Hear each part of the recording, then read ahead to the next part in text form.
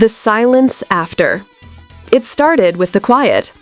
You don't realize how much noise a single life makes until it's gone. For 17 years, my home had a rhythm. The soft thud of paws hitting the floorboards, the rhythmic scratching at the doorframe, the demanding vocalizations at 6 a.m. sharp. And then, quite suddenly, it stopped. My companion of nearly 2 decades was gone. The silence that followed wasn't just an absence of sound. It was physical. It felt heavy, like a damp wool blanket draped over the furniture, settling into the corners of the living room. It was an emptiness that echoed. I found myself walking carefully, stepping over spots where he used to sleep, only to realize the floor was bare. My heart felt just as empty. I told myself I wasn't ready. "No more," I whispered to the empty hallway. The grief was too sharp. The cost of loving something that inevitably leaves felt too high. I needed time, I needed space. But the house had other ideas. Weeks turned into a month. The silence grew louder. Then, one morning, I felt it. A subtle shift. It wasn't a grand epiphany. It was more like a nudge. A feeling that the stillness had served its purpose, and now it was just stale. It felt as if my old boy was somewhere in the ether, looking down with that judgmental stare cats perfected centuries ago, telling me, "It's time. Stop moping. Go get another one." I looked at my husband. He was drinking coffee, staring at his phone. He had always been supportive, but he was firm on one thing. He was not a cat person. He tolerated my previous cat with a sort of distant respect, like 2 roommates who share a fridge but don't speak the same language. "We're going to the shelter," I said. He sighed, put down his mug, and nodded. "Okay, just to look." The row of pleading eyes. Shelters are difficult places. They smell of bleach and desperation. It's a sensory overload of barking, meowing, and the terrible sound of claws on metal cages. Every pair of eyes you pass is asking a question you aren't sure you can answer. Are you the one? Are you taking me? We walked past the kittens. They are the easy ones. Everyone wants a kitten. They threw themselves against the mesh, desperate for attention, fueled by that chaotic, boundless energy of youth. I paused, but I didn't feel it. I wasn't looking for chaos. I was looking for a soul. Then we saw him. Or rather, we saw the absence of him. While every other cat was performing for their lives, reaching out, crying, purring loudly, this one sat at the back of his cage.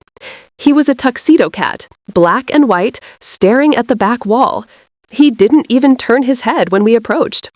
The card on his cage said Jax. A shelter volunteer walked by, holding a clipboard. She saw us pausing and offered a tight, apologetic smile. "That's Jax," she said, her voice lowering as if she didn't want him to hear. "I'll be honest with you, he's tough. We've had him for a while. He's unfriendly, distant. He doesn't engage with anyone. We think he was a street cat for a long time." She checked her watch. "If he doesn't show some social improvement in the next few days, we're going to have to release him, put him back on the streets as a feral. He's just not adopting material." The words hit me hard. Not adopting material. He was going to be thrown back out. He wouldn't survive. I looked at his matted fur and the slump of his shoulders. He looked defeated. He wasn't fighting for attention because he had already accepted the outcome. He had given up. "Can I hold him?" I asked. The volunteer looked skeptical, but unlocked the cage. "Be careful, he might scratch." I reached in. Jax didn't hiss. He didn't scratch. He just went limp. When I pulled him into my arms, it was like holding a sack of flour. There was no resistance, but there was no connection either. He didn't snuggle. He didn't look at me. He simply waited for the interaction to be over so he could go back to his corner and wait for the end. I stroked his head. Nothing. No purr. No leaning in. Just a profound, exhausting tiredness. "See," the volunteer said gently, He's just not there. I felt a sting of tears.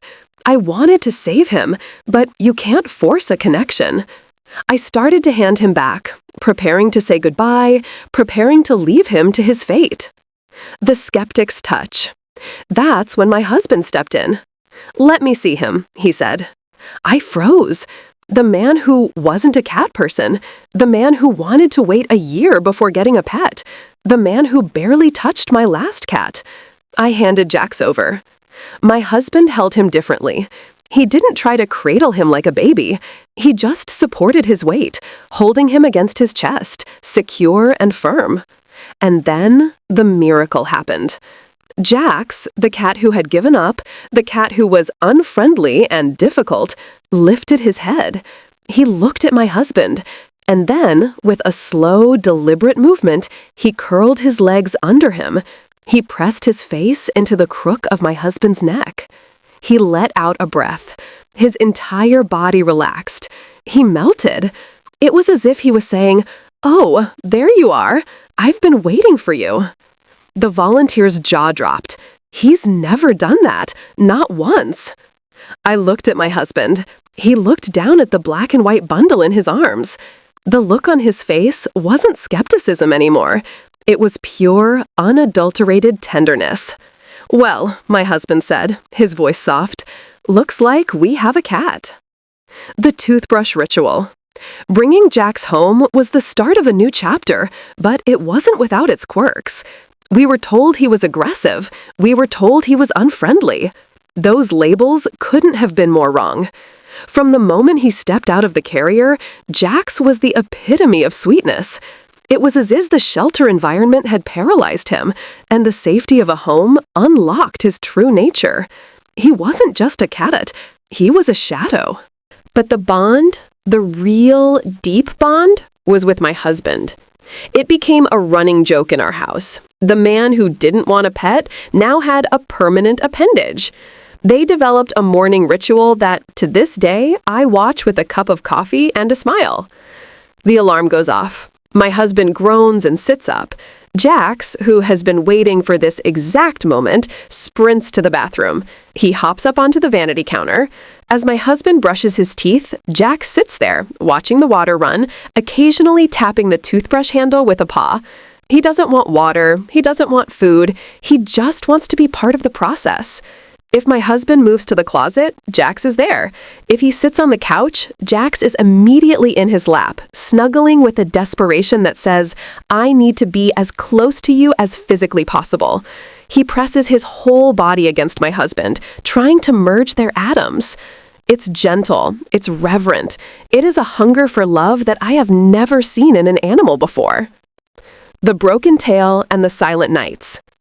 There are physical scars, of course. Jax's tail has a sharp kink in it, a break near the end.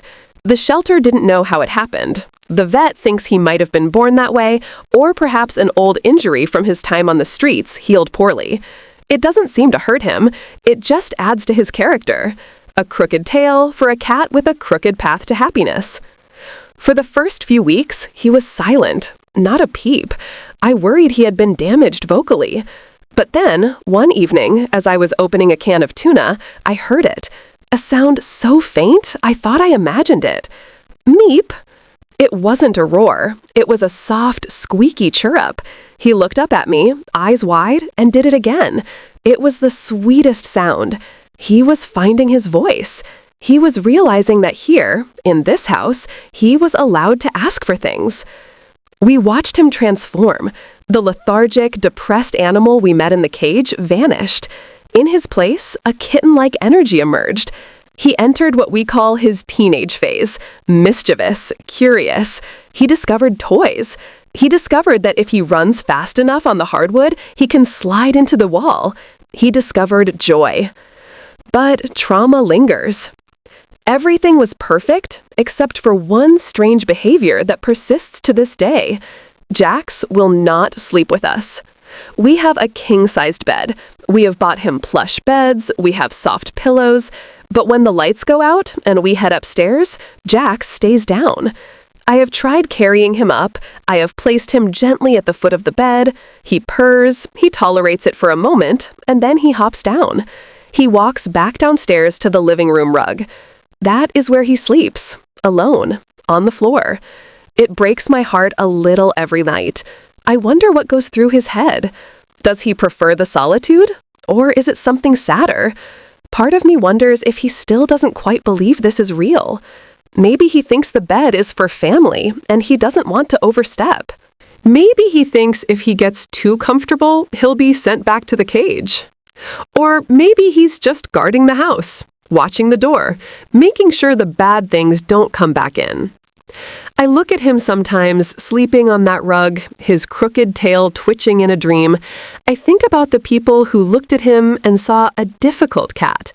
I think about how close he came to being put back on the street, where he wouldn't have lasted a week.